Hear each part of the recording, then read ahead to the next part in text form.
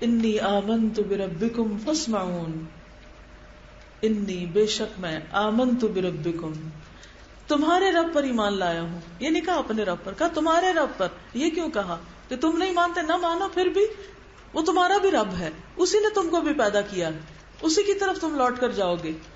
فاسمعون، پس سن لو مجھے، میری بات سن لو. میں اعلیٰ اعلان کہتا ہوں. کیا جرت تھی اس شخص کے اندر، اور یہ ایمان کی جرت ہوتی. جو اندر سے سچا ہوتا ہے نا، کھرا ہوتا ہے، اس کی بات میں وزن بھی ہوتا ہے اور پھر وہ بات کر بھی سکتا ہے. یہ ساری کنوکشن کی بات ہے. دعویٰ کسی ٹریننگ سے نہیں آتی، دعویٰ ایمان سے آتا ہے. دعویٰ کا مطلب اللہ کی طرف بلانا، کالنگ پیپل ٹورڈز اللہ. ہم کہتے ہیں نا کوئی طریقہ ہمیں سکھا دیں، بتا دیں کہ ہمیں کوئی طریقہ بتا دیں ہم کس طرح لوگوں کو اللہ کی طرف بلائیں. اس کو کس نے طریقے سکھائے تھے؟ یہ کہاں سے ٹریننگ لے کر آیا تھا؟ بتائیے مجھے، کہاں سے بولا تھا؟ کیا بول رہا تھا اس کے اندر سے؟ ایمان بول رہا تھا، اس کی سچائی بول رہی تھی. تو ایمان جب دل میں اتر جاتا ہے نا، پیوست ہو جاتا ہے، پیمانہ بھر جاتا ہے، تو پھر وہ باہر آنے لگتا ہے. جب اندر ہی کھوکھلا ہو تو باہر کیا آئے گا؟ جب اندر ہی نہیں گئی کوئی بات تو باہر کیا نکلے گی؟ کسی کو دینے کے لیے کچھ پاس ہونا چاہیے. انی آمنت بربکم فاسمعون، میں ایمان لایا تمہارے رب پر، بس سن لو مجھے، سن لو میری بات. اور آپ دیکھیں کہ یہ بات سب باتوں میں سے بہترین بات ہے. ومن احسن قولا ممن دعا الی اللہ وعمل صالحا وقال اننی من المسلمین. تو اس نے اپنے آپ کو خطرے میں ڈالا اور حق بات کہی. لیکن حق کون قبول کرتا ہے؟ پھر ایسے لوگ جو پیغمبروں کو مارنے پہ تلے ہوئے تھے، وہ اس کو کہاں چھوڑتے؟ اور ہوا بھی وہی. جب اس نے یہ بات کی تو قوم کے سب لوگ اس پہ ٹوٹ پڑے اور اسے وہیں شہید کر دیا. اور کوئی اس کا دفاع کرنے والا نہیں تھا، کوئی اس کو چھڑانے والا نہیں تھا، کوئی اس کو وہاں بچانے والا نہیں تھا. قتادہ کہتے ہیں، مفسر ہیں، کہ قوم کے لوگوں نے اسے پتھروں کے ساتھ مارنا شروع کیا، اور وہ کہہ رہا تھا اے اللہ میری قوم کو ہدایت دے، یہ جانتے نہیں. اے اللہ میری قوم کو ہدایت دے، یہ جانتے نہیں. لوگ پتھر مار رہے ہیں اور وہ کہہ رہا ہے کہ اللہ ان کو ہدایت دے.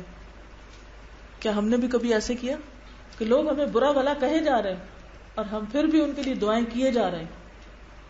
اگر اتنا دل ہو گیا نا آپ کا، پھر ہی آپ اللہ کے کام کے لیے چنے گئے. اور جب تک یہ دل نہیں نا، تو پھر آپ اس کے کام کے قابل نہیں ہیں. اس درجے کی خیرخواہی کہ لوگ جو بھی کریں پھر بھی دعا دیں. اور اس میں آپ دیکھیے کہ طائف کے موقع پر نبی صلی اللہ علیہ وسلم کا طرز عمل کیا تھا.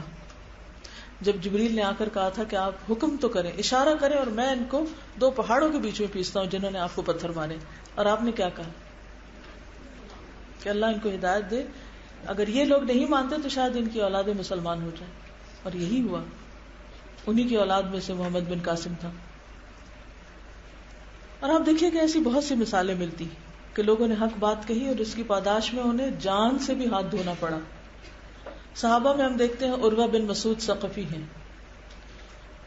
وہ نبی صلی اللہ علیہ وسلم سے کہتے ہیں کہ یا رسول اللہ صلی اللہ علیہ وسلم مجھے میری قوم کی طرف بھیج دیجیے، میں جا کے ان کو دعویٰ کروں، ان کو اللہ کی طرف بلاؤں.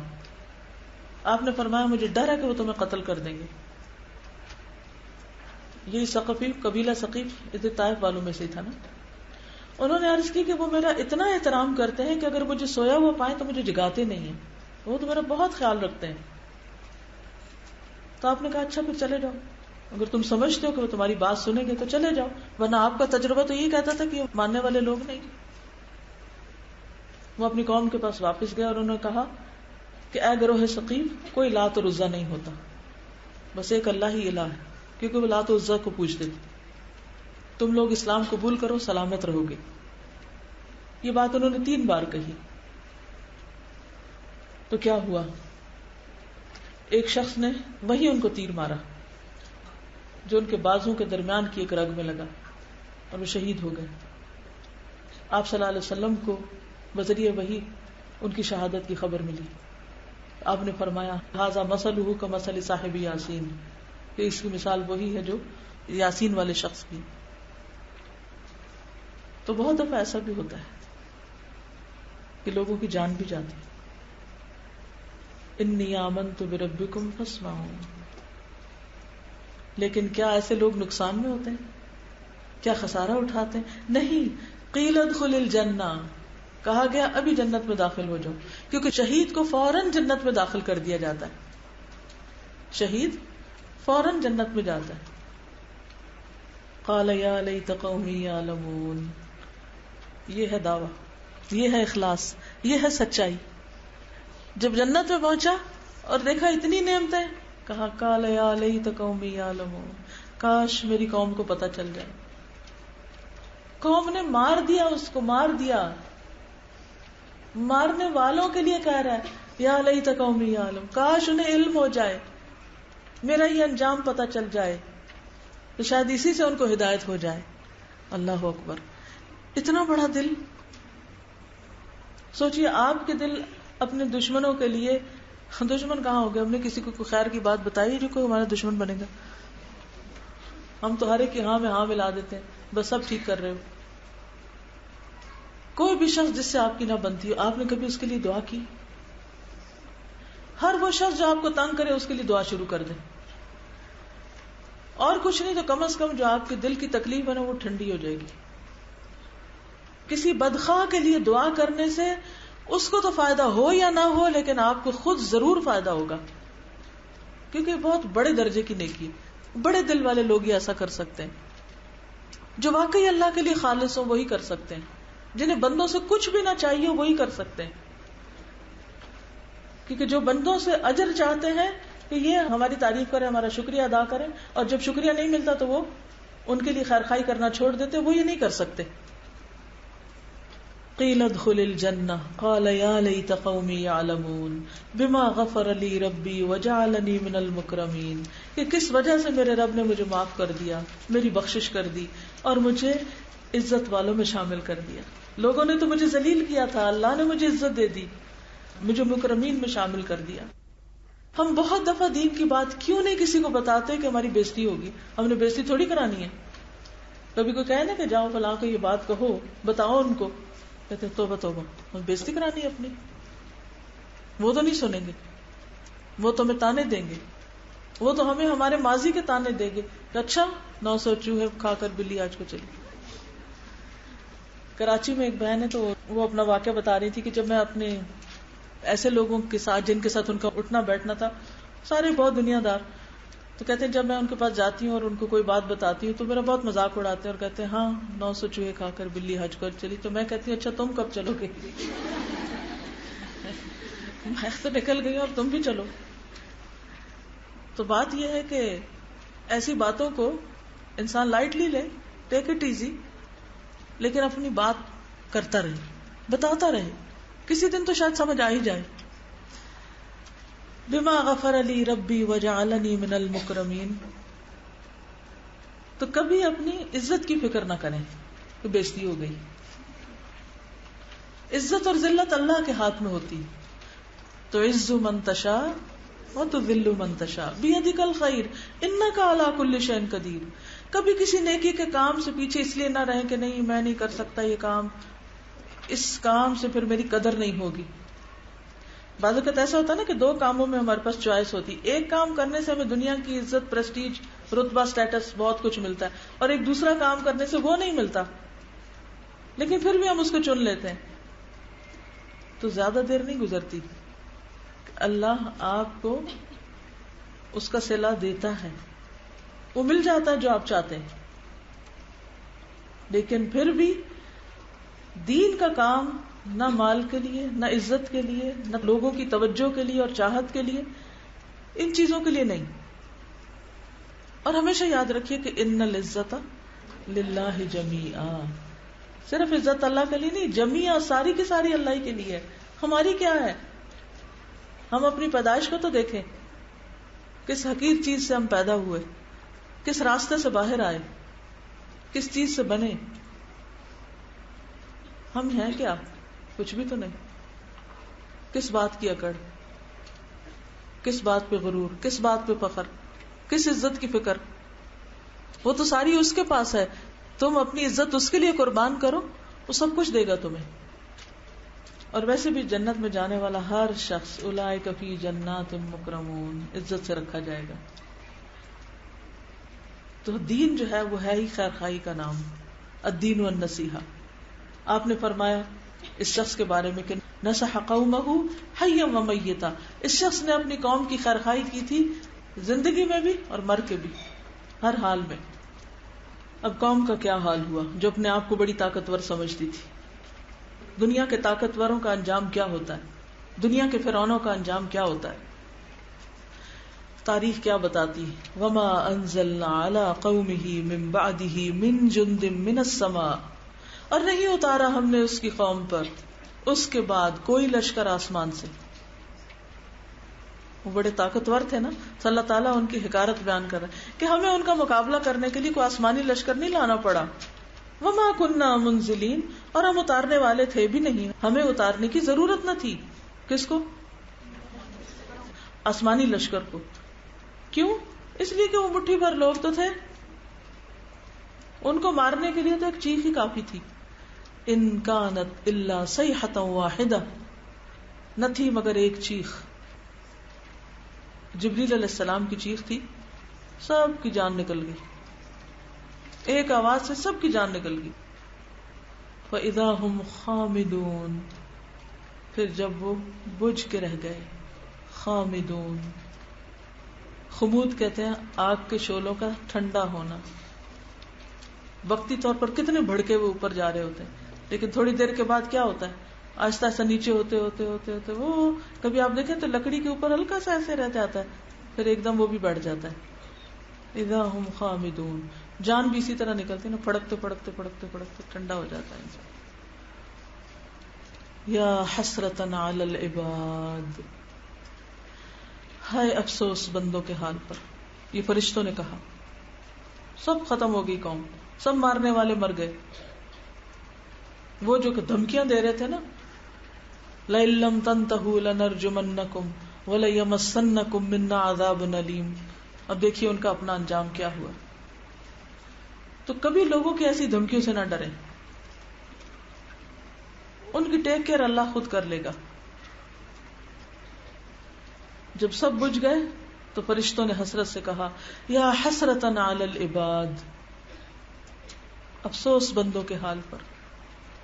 ما یأتیہم من رسول، نہیں آیا ان کے پاس کوئی رسول، الا کانوا بہ یستہزئون، مگر وہ اس کا مذاق ہی اڑاتے رہے. یہ انسانی تاریخ کا المیہ رہا کہ ہر دور میں پیغمبروں کا مذاق اڑایا گیا. تو کیا آج پیغمبروں کے راستے پہ چلنے والوں کا مذاق نہ اڑایا جائے گا؟ یستہزئون، یہ کس کی صفت رہی؟ ہر دور میں یہ ہوا ہے، یہ صرف آج نہیں ہو رہا. ہم سمجھتے صرف آج جدید دور میں یہ خاکے بنائے جا رہے ہیں اور مذاق اڑایا جا رہا ہے. ما یأتیہم من رسول، کوئی ایک رسول ایسا نہیں گزرا جس کے ساتھ یہ واقعہ پیش نہ آیا ہو. کون سا؟ مذاق اڑائے جانے کا. سمجھ آئی؟ ما یأتیہم من رسول الا کانوا بہ یستہزئون. یہ تو ہوتا رہا ہے، ہوتا رہے گا. جو بھی لوگوں کو اللہ کی طرف بلائے گا وہ ان کی نظر میں بے وقوف قرار پائے گا. کیونکہ مذاق انسان صرف اس کا اڑاتا ہے جس کو وہ اپنے سے حقیر سمجھتا ہے، کمتر سمجھتا ہے. لیکن کیا واقعی کسی کے مذاق اڑانے سے کوئی ویسا ہی ہو جاتا ہے؟ ہرگز بھی نہیں. اللہ نے اپنے پیغمبر کو حکمت عطا کی، آپ کا نام بلند کیا. الم نشرح لک صدرک ووضعنا عنک وزرک الذی انقض ظہرک ورفعنا لک ذکرک فإن مع العسر یسرا ان مع العسر یسرا فإذا فرغت فانصب وإلی ربک فارغب. اصل چیز ہے رب کی طرف رجوع، خواہ پیغمبر ہو یا ان کے فالوورز. ہم سب کے لیے بھی یہی ضرورت ہے کہ ایسے مواقع پر اللہ کی طرف رجوع کرے، وہاں سے رہنمائی حاصل کرے، اس کی عبادت کرے اور اس کی عبادت میں خود کو تھکائیں، اپنے اعمال بدلیں، اپنے طریقوں کو بدلیں. اور مذاق اڑانے والوں کے لیے اللہ کا پیغام کیا؟ الم یروا، اہل مکہ کو بتایا جا رہا ہے. کیا یہ دیکھتے نہیں؟ انہوں نے غور نہیں کیا؟ یہ سمجھ نہیں رہے؟ کم اہلکنا قبلہم من القرون، ان سے پہلے ہم نے کتنی ہی بستیاں ہلاک کر دی. انہم الیہم لا یرجعون، پھر بے شک وہ ان کی طرف لوٹ کر آئے ہی نہیں. وہ اپنے گھروں سے اس طرح بے گھر ہوئے جیسے قوم فرعون. قوم عاد اور سمود کو دیکھو کس طرح ان کے گھر پڑے کے پڑے رہ گئے اور وہ ختم ہو گئے. کوئی ہوا سے ختم کر دیا گیا اور کوئی چیخ سے ختم کر دیا گیا. اور ان کے ساتھ بھی یہی ہوا کہ ایک چیخ نے ان کا کام تمام کر دیا. ہر چیز ان کی پڑی کی پڑی رہ گئی اور وہ خود چلے گئے اور واپس نہ پلٹے. وَإِن كُلٌّ لَمَّا جَمِيعٌ لَدَيْنَا مُحْضَرُونَ، اور نہیں مگر سب کے سب ہمارے پاس حاضر کیے جانے والے ہیں. اس جملے میں بھی بڑی شدت ہے. وَإِن كُلُّ، ان نافیہ ہے، اور نہیں سب، لما اللہ کے معنوں میں، اور یہ گزشتہ اور آئندہ سب کے لیے. جمیعن سب، اگلے پچھلے، لدینا ہمارے پاس، محضرون حاضر کیے جانے والے. کب؟ حساب کے دن. وہ خود حساب لے گا، وہ خود سب سے پوچھے گا وہ کیا کر کے آئے. اگر آج دنیا میں کسی کی فوری پکڑ نہیں بھی ہوتی تو کل وہ پکڑے گا، وہ پوچھے گا، سب کو ان کے اعمال کا بدلہ دے گا. وَإِنَّ كُلًّا لَمَّا لَيُوَفِّيَنَّهُمْ رَبُّكَ أَعْمَالَهُمْ، تیرا رب ان سب کے ان اعمال کی پوری پوری جزا ان کو دے گا. کوئی بھاگ کے نہیں جا سکتا، کوئی چھوٹ نہیں سکتا. إِنَّا كَفَيْنَاكَ الْمُسْتَهْزِئِينَ. کیا مطلب ہے اس کا؟ إِنَّا كَفَيْنَاكَ الْمُسْتَهْزِئِينَ، بے شک ہم کافی ہیں تجھ کو مذاق اڑانے والوں کے مقابلے میں. یعنی اللہ تعالیٰ کسی محسن کا اجر ضائع کرتے ہی نہیں اور کسی ظالم کو چھوڑتے نہیں. اس لیے ہمیں اپنے کرنے کا کام کرنا ہے، اپنی ذمہ داریوں کو پورا کرنا ہے، اور مخالفین اور مستہزئین کا معاملہ اللہ کے سپرد کرنا ہے. ہم سے یہ نہیں پوچھا جائے گا انہوں نے کیا کیا اور کیوں کیا. ہم سے کیا پوچھا جائے گا؟ ہم نے کیا کیا، ہم نے اپنی ذمہ داری کتنی پوری کی، ہم اس کی فکر کریں. سورۃ یاسین کی آیات کا باہمی ربط ہے. سب سے پہلے والقرآن الحکیم کی بات ہوئی، جس سے پتہ چلتا ہے کہ قرآن مجید حکمت سے بھرا ہوا ہے.